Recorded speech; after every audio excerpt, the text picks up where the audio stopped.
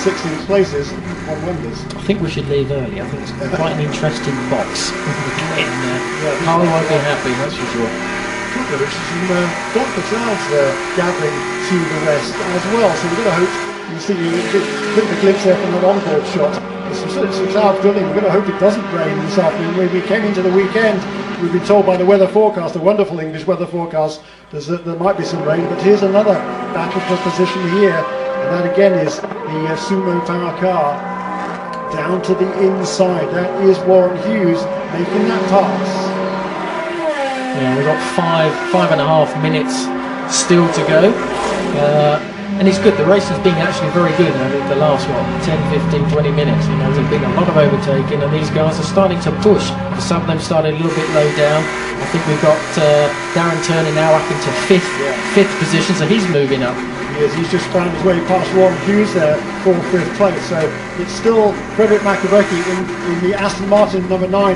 The teammate, Livio Piccioni, handed over to Jonathan Hirschi in 2nd place in car number 10. So it's an Aston Martin 1-2. 3rd place, Andrea Bertolini for Maserati, and then Jos Menton in 4th place, the Lamborghini.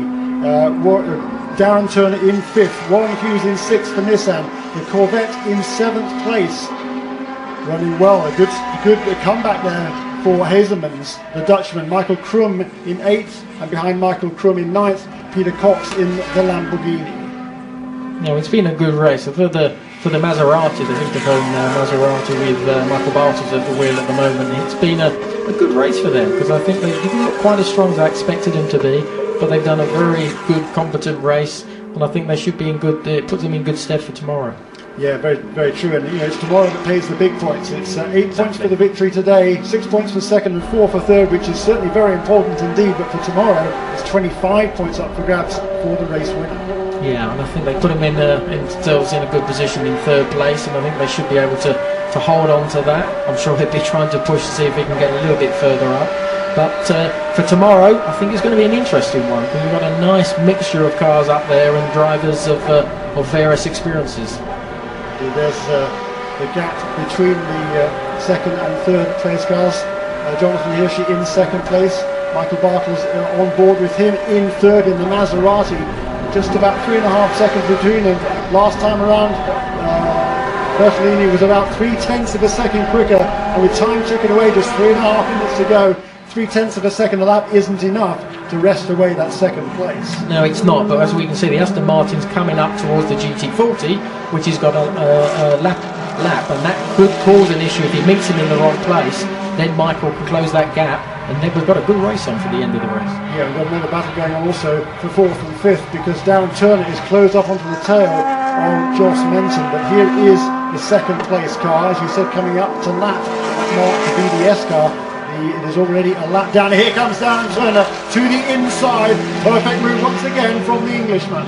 Yeah, nicely committed once again, and an easy overtake for him. It's been a great comeback drive by Darren Turner, but there's no taking away from the fact that they threw away a potential victory here with not one drive-through penalty and one stop and go as well. Just total disaster. They should have been way out in front at this stage, and right now the best they can do is a still very creditable 4th place. But they came into the weekend, they scored no points in Abu Dhabi.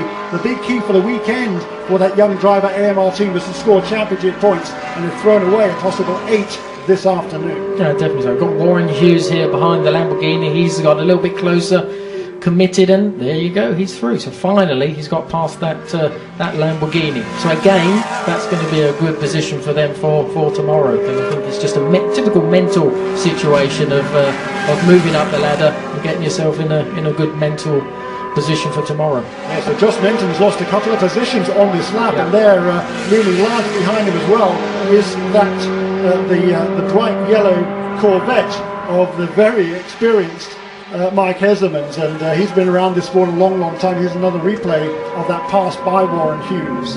Yeah, and it's a nice one. That's a new arena complex. It's actually allowing these cars to overtake, so it's actually making the race very, very good. And I think it's exciting for the race fans out there watching, and obviously you guys watching at home.